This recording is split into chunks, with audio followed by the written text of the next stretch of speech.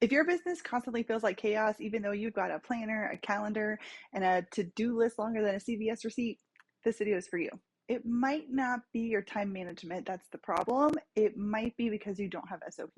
Don't click away. I know you're like, SOPs, ew, so corporate. But hold on. I'm going to show you how not having these is actually the root of your burnout and business chaos. If you're like me, you're doing everything yourself. I create my own content, I email my clients, I onboard new clients, create courses, come up with those ideas, record everything, edit everything, put it all together with a nice little bow. And for a while, every time I did something new, I reinvented the wheel. And every time I did something new, I basically did it all from scratch. And that takes a toll after a while, as I'm sure you are aware. It's like you can do it all, but if you're reinventing the wheel every time, it's like setting your brain on fire daily. And when I started writing down actually how I actually do things, literally just brain dumping steps into a Google Doc, I realized I could stop overthinking things, because the next time I went to do that process, whatever it was,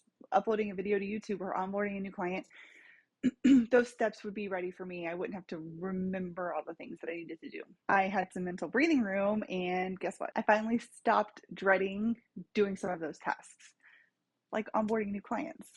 It's something I don't think we hear too much about, but sometimes I feel like we can even block trying to find new clients because the thought of having to bring those people on, go through everything that they need, get everything organized, and making sure that you have everything to actually do the work for them, like that in and of itself can sometimes feel super daunting, and you kind of subconsciously push away new clients because you don't want to deal with that part of it, right?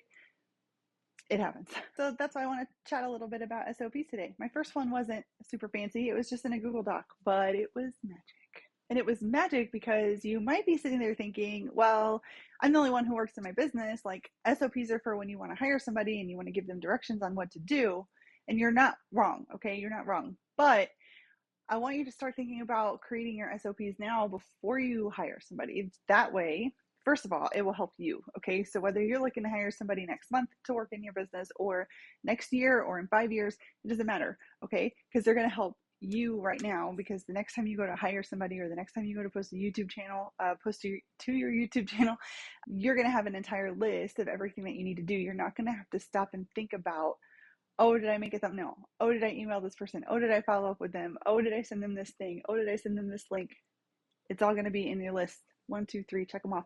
Check them off as you go. You'll free up that brain space because you won't be worrying anymore about whether you forgot to do something, or getting an email from your client at some random time of day when you're off having fun saying, oh, I didn't get the link to that thing that I need to do today, or whatever, because you'll be sure that you sent it to them because you checked it off. And if you're asking yourself right now, well, what actually goes into an SOP? I want you to stop overthinking that.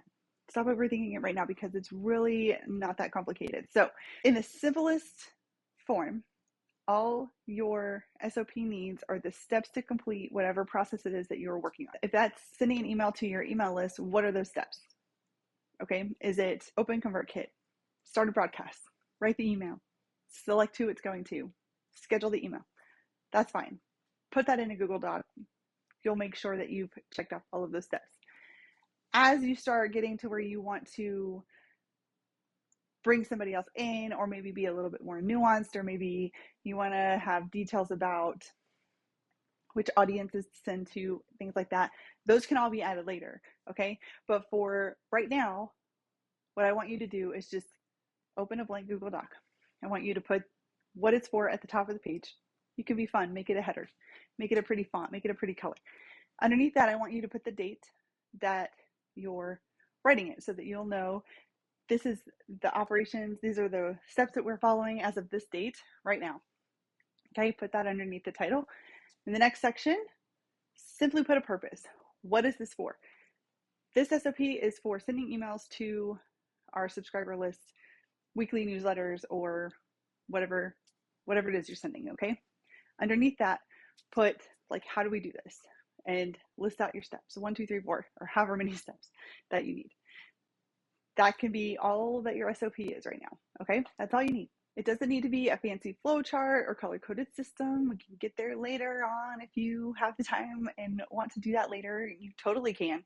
But for right now, we're talking about very simple little baby steps, and that's what I want you to do. I want you to start with the blank Google Doc with the title, the date, the purpose of the SOP, and then the steps, just the steps. And when you start doing this more regularly with things that you repeat on a very regular basis, you're going to be so happy when something throws you off, but the workflow still gets done because you had everything laid out for you or for your VA or whoever might be, maybe somebody's stepping in for you that week or something, who knows. You'll have the steps ready for them and they can just jump right in, or you can just jump right in and you don't have to think about it. You don't have to use up extra brain power just trying to remember what it is that you need to do to complete this process. So eventually I did realize I needed more than just a few docs. I needed systems for onboarding, offboarding, content creation, my brain in general. That's why I did eventually put together a whole library of SOPs, which we'll get to that later, because I'm sure some of you do not want to write all of these out from scratch. But whether you want to DIY or grab my templates, the takeaway is this: SOPs aren't just for big businesses. They're how small businesses stop spiraling. And here's the thing no one tells you about SOPs. They actually buy you time. You might be thinking, oh no, this is just something else that I have to create and keep up with and manage. But you're wrong. You're right, but you're wrong. When your processes are documented, even roughly, this is when you can start to hand things off. This is when you start to spot what's not working. This is when you start to batch faster. This is how you stop being the bottleneck in your own business, because you have a system laid out for exactly how everything needs to be done. I know you've heard people talk about scaling your business, scaling their business. I scaled my business. This is the unsexy part of it that goes on behind the scenes. This is the part that they're not sharing, right? This is what gets them to be able to scale, because they have their systems on lockdown, right? They have them on lock. They can start passing them off to people without worrying about something falling through the cracks, because everything is laid out in a very structured way. And I don't mean that to say that your business has to be completely full of structure. Like, I understand there's got to be flow, there's got to be flexibility, okay? 100%, okay? I'm not saying that once your SOP is written for how you send out a newsletter or broadcast to your subscribers, that that's the only way that you can ever send out a newsletter broadcast ever again, okay? What I'm saying is, get that process down now, okay? Use it, hand it off to somebody when you're ready for that next step. But then as your business grows and changes, if you need to modify that SOP, modify the SOP. Okay, it doesn't have to be on lock forever as it is. Okay, just get the system down so that you can use it going forward. It's not about being perfect. It's about having systems that support you on your most chaotic and your most ambitious days. In the next video, we're going to talk about exactly what SOPs you need as a small business owner, because I promise you it is not 97 documents and a flow chart. It is just a few key docs that will give you immediate relief. If you've ever asked yourself, where do I start? This video is for you. Hit subscribe, grab your coffee, and I will see you there.